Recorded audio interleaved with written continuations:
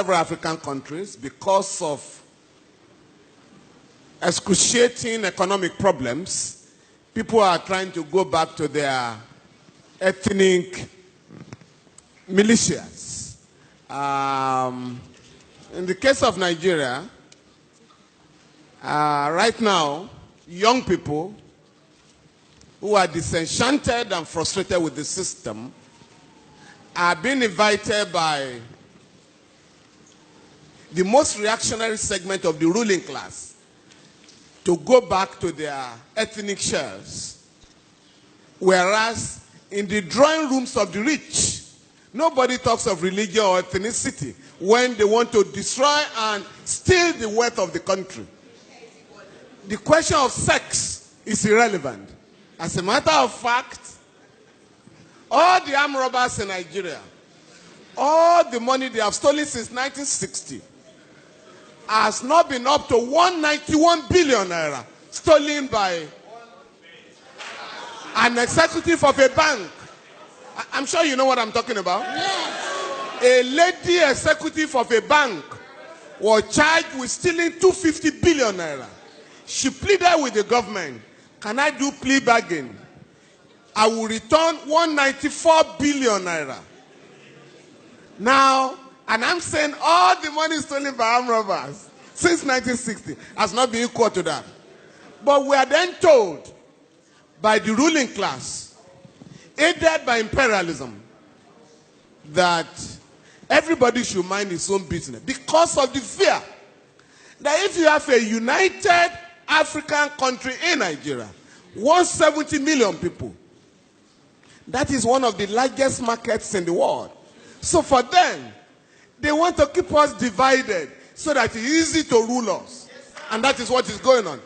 Now, Prof, I've enjoyed your lecture. Very stimulating. I have one or two problems. Yes, Africans are corrupt, but I beg you, don't be tempted to jump to the conclusion of the West that stigmatizes us as the most corrupt people on earth. It's not true. America, Britain are the worst corrupt nations on earth.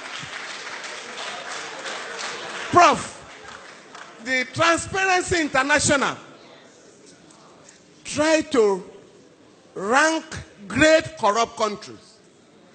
They say Nigeria is corrupt, Ghana is corrupt, Cameroon is corrupt. But Switzerland, that warehouses all corrupt money in the world, is never in that reckoning.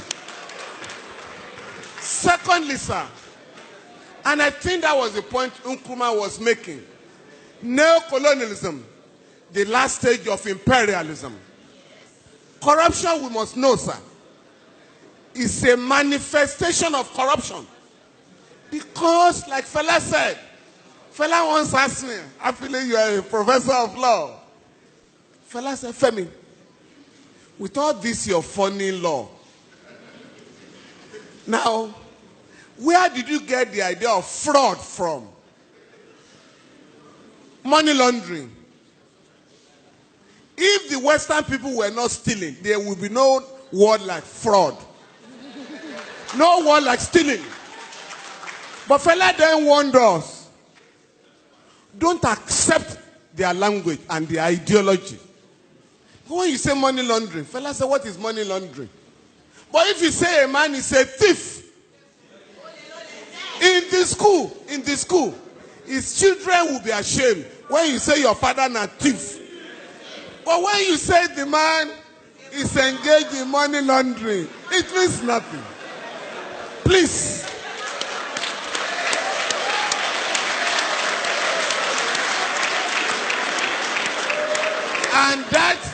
And that was when Fela was reminding us that they get the ruling class. Fela said members of the ruling class have ways of deceiving us. Embezzlement, the fraudulent. Make I remember another word, just to deceive people. But if we are going to organize Africa, sir, we need to draw a line of dichotomy between the countries that are getting it right and those that are exposing Africa to shame. You mentioned Rwanda. Rwanda, not just the cleanest city, has the largest number of women legislators in the world, ahead of the West. But here, you are told here, women are supposed to remain in the kitchen, not to go to politics. And you know how they keep women away from politics? All the meetings of political parties are held in the dead of the night. Why? I'm talking of great ideas by lecturers, and you could pick and choose. And I chose ideas that could transform our continent. And when I went to practice, incidentally, I think Motoraya is left. Who asked the question?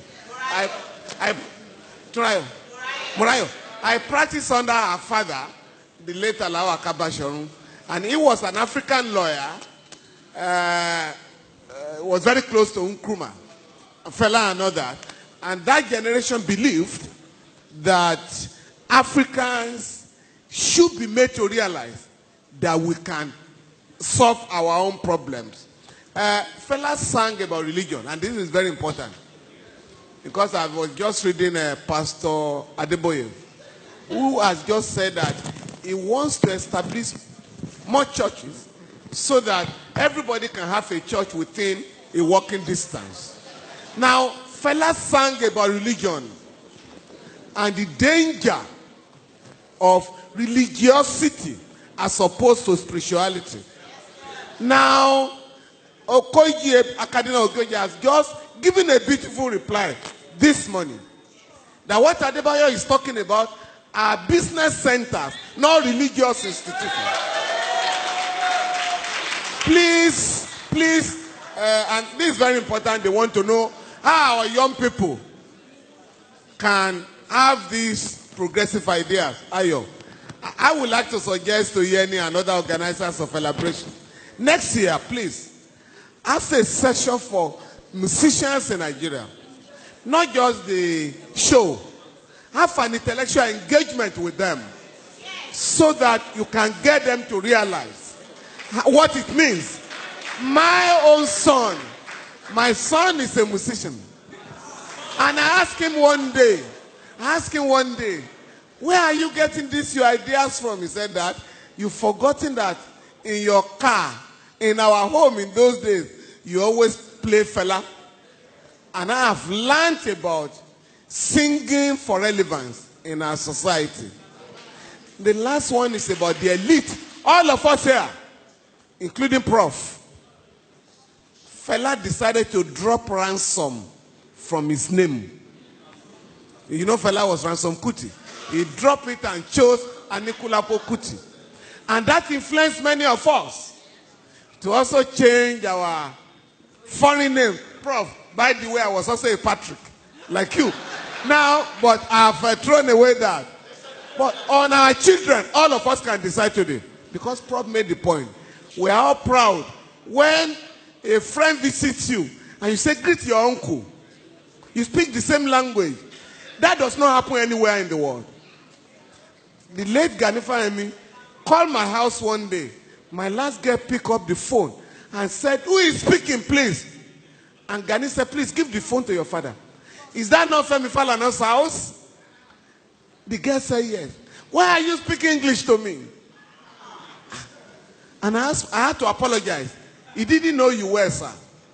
In my home, my wife and I decided, since we didn't learn our own English in school, at home, we're never going to speak English to our children at home. Now, that has paid off. Contemporary and friends of my children ask them now, where did you learn your Yoruba from? And I think all of us can decide to teach our children our native language. When we were in school, it was prohibited. They call it vernacular. If you spoke Yoruba in my secondary school, you would go for 2 weeks suspension. Thank you.